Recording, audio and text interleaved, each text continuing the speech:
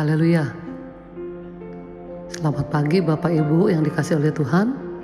Salam sejahtera dan salam sehat buat kita sekalian. Puji Tuhan, pagi hari ini kita akan kembali mendengarkan renungan firman Tuhan. Tema firman Tuhan adalah melekat kepada Tuhan. Dalam Yeremia 13 ayat yang ke-11 dikatakan, sebab seperti ikat pinggang melekat pada pinggang seseorang, demikianlah tadinya segenap kaum Israel dan segenap kaum Yehuda kulekatkan kepadaku. Demikianlah firman Tuhan, supaya mereka itu menjadi umat, menjadi ternama, terpuji dan terhormat bagiku.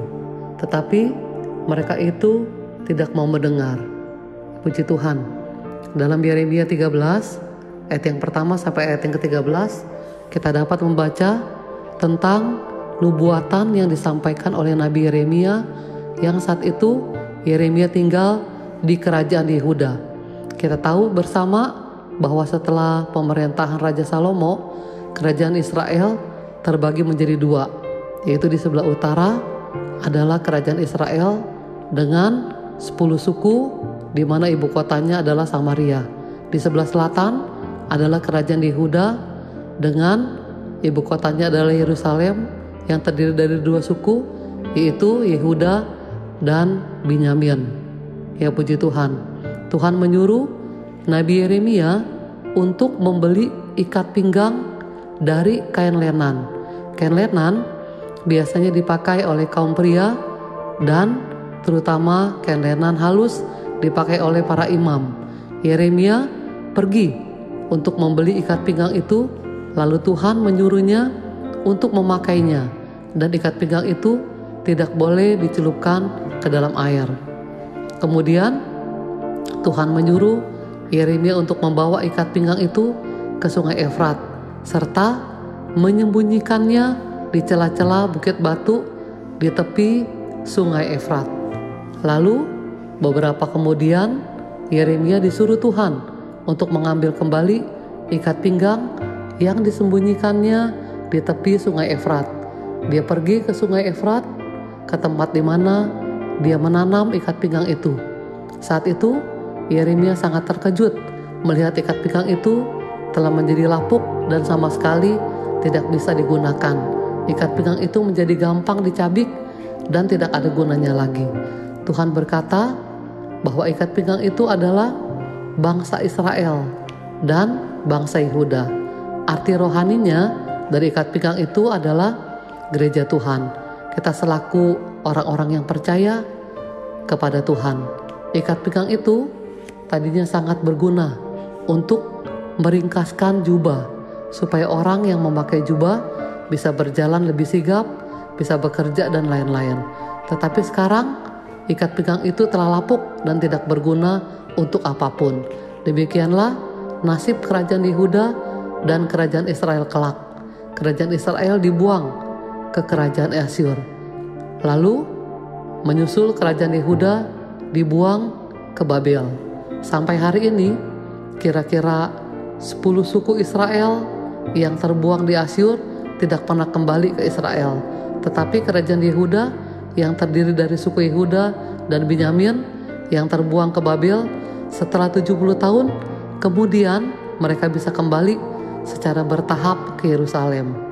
Ya, tetapi sekali lagi Israel kembali dihancurkan oleh Jenderal Titus dan orang-orang Yahudi, kemudian berpencar ke seluruh dunia.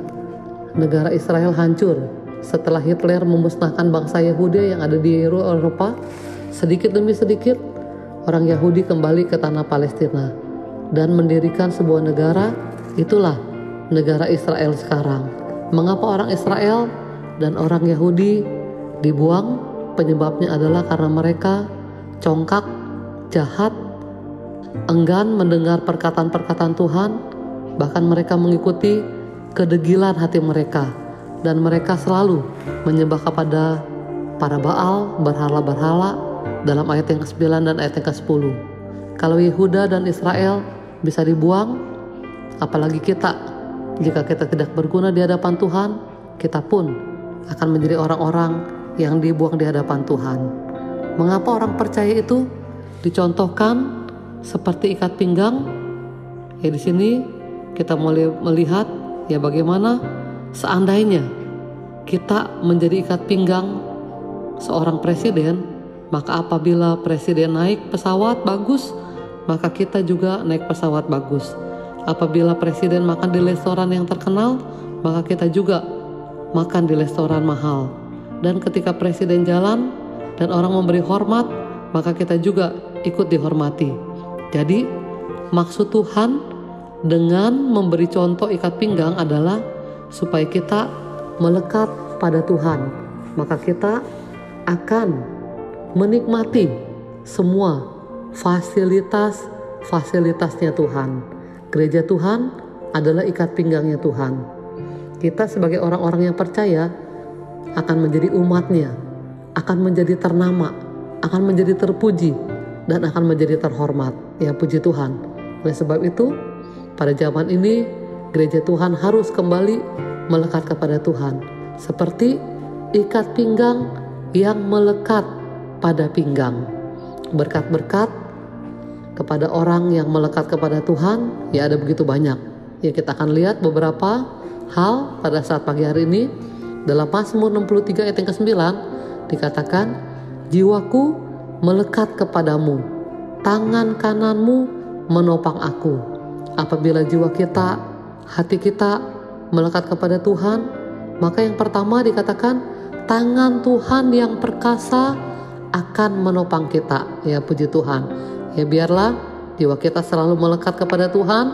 Artinya ya dimana dan kapanpun kita selalu suka menyembah kepada Tuhan, suka memuji kepada Tuhan, suka ya bersyukur kepada Tuhan.